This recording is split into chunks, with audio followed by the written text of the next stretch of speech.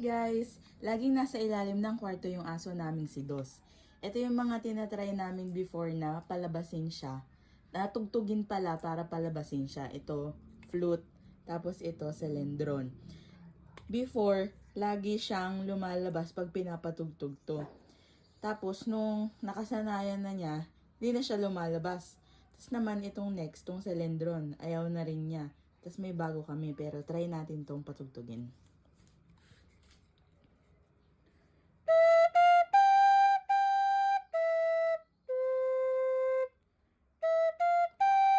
So guys, ayaw, 'di ba?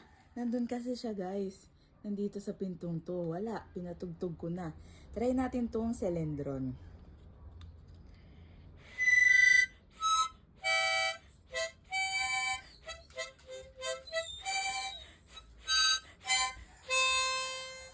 Wala pa rin, guys, 'di ba? Tinry na natin ito.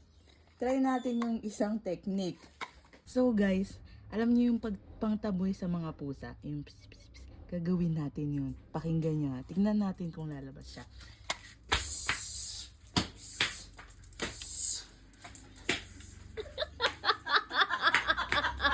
Guys, lumabas, diba? Guys, ano na siya, guys?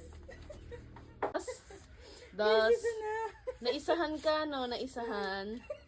Naisahan ni Nang Nang. Guys, walang epekto yung mga instruments namin.